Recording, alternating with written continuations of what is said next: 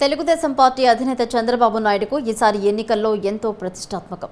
అందుకే ఈసారి ఎన్నికలకు సర్వశక్తులు ఒడ్డుతున్నారాయన. ఈ ఎన్నికల్లో పొత్తుల నుంచి సీట్ల సర్దుబాటుతో పాటు అభ్యర్థుల ఎంపికలోనూ ఆయన తలమునకలై ఉన్నారు. మరోవైపు మేనిఫెస్టో రూపకల్పనపై కూడా ఫోకస్ పెట్టారు. ఇలా ఒక రకంగా చంద్రబాబు అష్టావధానం చేస్తున్నట్లే కనిపిస్తోంది. 7-10 వయసు దాటినా ఆయన ఇప్పటికీ 18 గంటలు శ్రమిస్తున్నారు. పార్టీ కోసం తిరిగి అధికారంలోకి రావడం కోసం ఆయన తన ప్రయత్నాలని చేస్తూనే ఉన్నారు. అభ్యర్థుల ఎంపికలోనూ ఆచితూచి అడుగులు వేస్తున్నారు.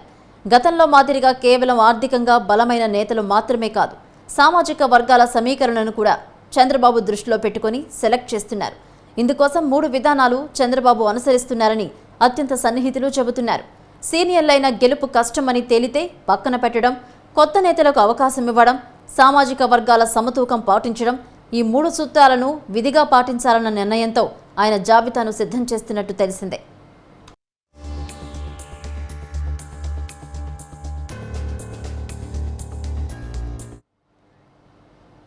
పాత జిల్లాలను ప్రాతిపదికగా తీసుకుని ఆ జిల్లాల్లో అన్ని సామాజిక వర్గాల వారికి అవకాశం దక్కేలా టికెట్లు ఇవ్వాలన్న నిర్ణయానికి వచ్చారు బాబు. అందుకోసం చంద్రబాబు 1999 ఎన్నికల్లో చేసినట్టు తటస్థలను కూడా కొన్ని చోట్ల అభ్యర్థులుగా ఎంపిక చేయాలని నిర్ణయం తీసుకున్నారు.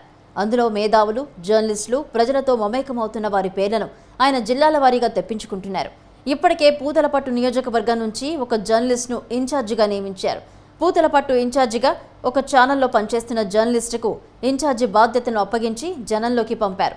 అలాగే ప్రొద్దుటూరు నియోజకవర్గంలో అనేక మంది పాత నేతలు పోటీ పడుతున్నా అక్కడ ఇన్నాళ్లు పోరాటం చేసిన ప్రవీణ్ కుమార్ రెడ్డి పేరును దాదాపు ఖరారు చేసినట్టు పార్టీ వర్గాలు తెలిపాయి. అదే సమయంలో సీనియర్ నేతలు దేవినేని ఉమామహేశ్వరరావును కూడా పక్కకు తప్పించేందుకు సిద్ధమయ్యారంటే ఆయన ఎంత సీరియస్గా టికెట్ల కేటాయింపు విషయంలో చర్యలు తీసుకుంటున్నారో చెప్పనక్కర్లేదు.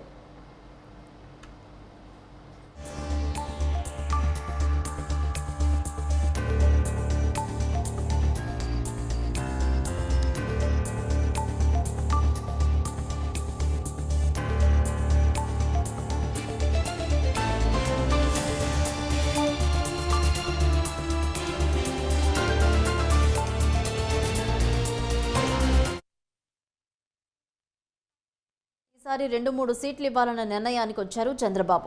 చిత్తూరు జిల్లా మదనపల్లె టికెట్ను ముస్లిం సామాజిక వర్గానికి కేటాయించాలని డిసైడ్ అయ్యారు. షాజహాన్ బాషాను ఆయన మదనపల్లె అభ్యర్థిగా ఎంపిక చేసినట్టు తెలిసిందే. షాజహాన్ 6 నెలల క్రితమే పార్టీలో చేరిన టికెట్ మాత్రం బాషాకు మాత్రమే ఇవ్వాలని నిర్ణయించారు. ఇక కొన్ని నియోజకవర్గాల్లో సొంత సామాజిక వర్గం వారిని పక్కన పెట్టాలని కూడా డిసైడ్ అయ్యారు.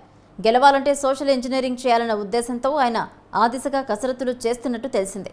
మరి జాబితాలో కొత్త వారి పేర్లు ఎక్కువగా ఉంటాయన్న ప్రచారం మాత్రం పార్టీలో ఎక్కువగా వినిపిస్తుంది. మొత్తం మీద ఈ ఎన్నికలకు బాబు తయారు చేస్తున్న అభ్యర్థుల జాబితా చూస్తే బిత్తరపోవాల్సిందే అంటున్నారు బాబు సన్నిహితులు.